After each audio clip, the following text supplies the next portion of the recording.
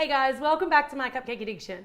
I'm Elise Strawn and today I'm showing you guys something that is really basic but actually not the easiest thing to do unless you've done it 100 times before.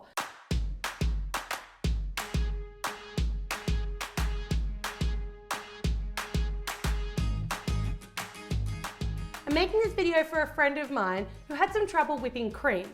Cream has all sorts of different whipping consistencies, so I thought I'd make a quick video to go through some of those consistencies with you so that you know what's the difference between a Softpeak and a firmly whipped cream and what it looks like when it's overwhipped and kind of cactus.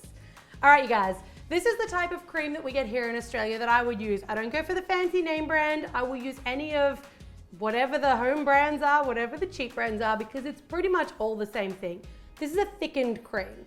You want cream with a 35% milk fat, and depending on where you're watching from in the world, you're gonna have tons of different creams to choose from.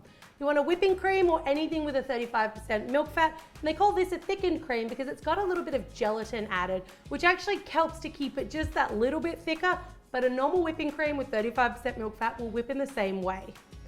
In goes our cream into the bowl. Couple of things you may not have known about cream. You can whip cream in a mason jar or in a Coke bottle or in a soft drink bottle by just shaking it. If you shake it for long enough, it actually eventually does whip.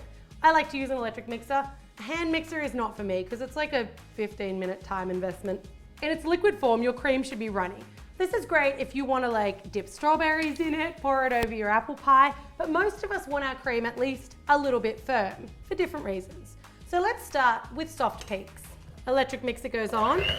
Always high for cream. That is the bulk of the legwork in your whipping. So your cream should be starting to increase in size. So the actual volume that you've got in the bowl should be increasing. It's now full of air, still really runny, but as soon as you start to see it thicken in the bowl, that's when you've got to watch it. So it takes a fair bit of time to get here, at least a few minutes, but then it moves very, very quickly through the stages of being semi-whipped, whipped, firmly whipped, and then overwhipped, which nobody wants.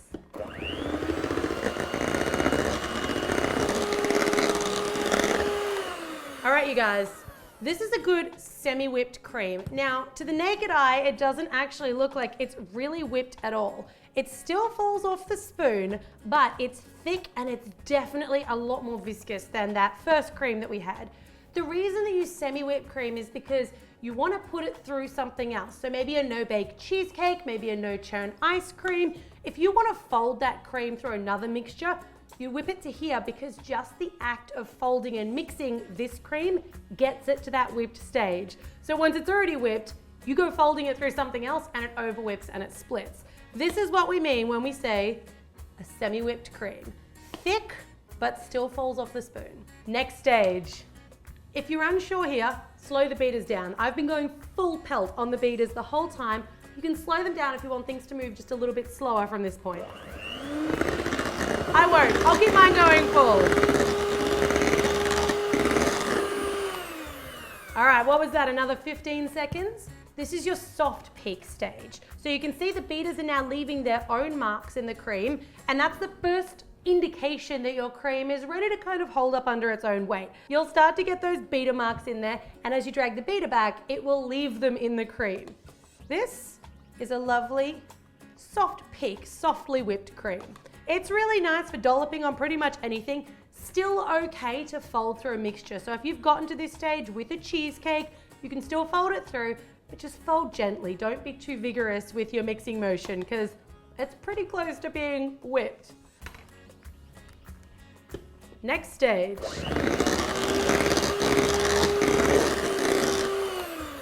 This is now your firm whip, Firmpeak stage. So this starts to look like a light fluffy mousse. It's not even falling off the spoon. This is about as far as you want to take a cream before it overwhips. I don't recommend going any further than this. And if you want to pipe this on something like a cupcake, or if you want to pipe it on a normal cake, if you use a round tip, you're probably okay, but a star tip, even just the act of piping, will continue to whip that cream, so you do risk splitting it. If you're spreading it like on a Swiss roll, the act of spreading it will continue to whip the cream. So I normally always recommend that in-between stage where we've got the Softpeaks. If you want to put it on anything, this is great. If you want to chuck it on top of a pavlova, dollop it on top of a finished dessert. If you're not gonna do much with it at this stage, this is perfect. I'll pop some of that aside because I don't wanna waste it all, and I'm gonna show you what OverWhipped cream looks like. So we'll keep taking it past whipped. Now, your cream's kinda cactus. So once you get to this stage, you can see it. It's not even really a ball anymore. It looks super firm and you think, oh yeah, that'd be all right. It kind of looks like a bit of an ice cream almost. This stage, you could still eat it, but the mouthfeel is not great. So when cream starts to separate, it divides the fats, and when you actually eat it, you can feel that fat sticking to the top of your mouth.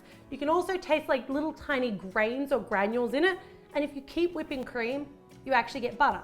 So your cream starts to get that butter-like consistency. Let's keep whipping it and see what happens.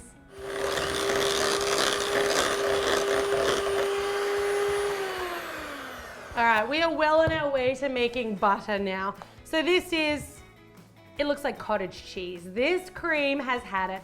The last lot of cream, it might have been passable, but people aren't gonna like the flavor.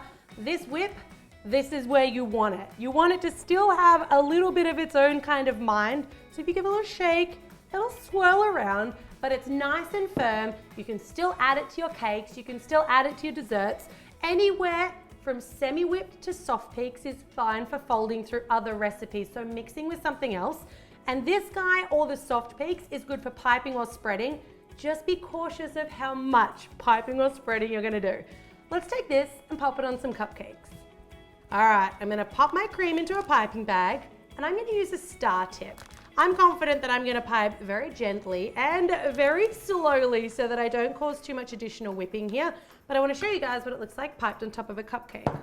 The only thing you need to remember if you're using fresh cream on a cupcake or on a cake is that you then need to refrigerate that cake or cupcake, which sucks the moisture out of the cake base. So I like to, if I'm using fresh cream, make everything, keep the cream in the fridge, and frost just before I'm about to serve to keep my cupcakes at room temperature.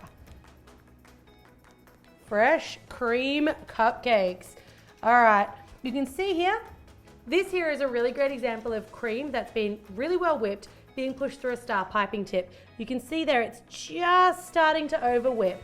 It's not terrible, but the look that you want for your cream is this beautiful smooth look, not this like crinkly kind of ever so slightly chunky look. At that stage, it's still gonna taste fine. I'm gonna add some fresh berries. This is a dark chocolate mud cake, so with fresh cream and fresh raspberries, it's gonna be amazing. I'm also gonna put on passion fruit, and I know that a lot of you guys probably haven't seen or tried passion fruit. Passion fruit's a weird fruit and it's super popular here in Australia, but it actually tastes its best when it looks its worst. So when it gets all ugly and dried and shriveled, that's when you start to see the sweetness of the fruit come out. It's really popular on desserts here. If you get the opportunity to try it, I highly recommend you do. Tart, sweet, zesty, with a little bit of a crunch, actually with a lot of crunch. Perfect. So I want you guys to take note of the difference between these two. This is the first one that I piped, and it was quite fine. So the sides of it are still really nice and smooth. This is the second one piped through a star tip. So you can see just the difference in the look of it and how, even though this one's still gonna taste good, it just doesn't look quite as nice as that first one piped. Definitely keep that in mind. If you are gonna pipe, under whip a little bit because you get a little extra whip in the piping technique.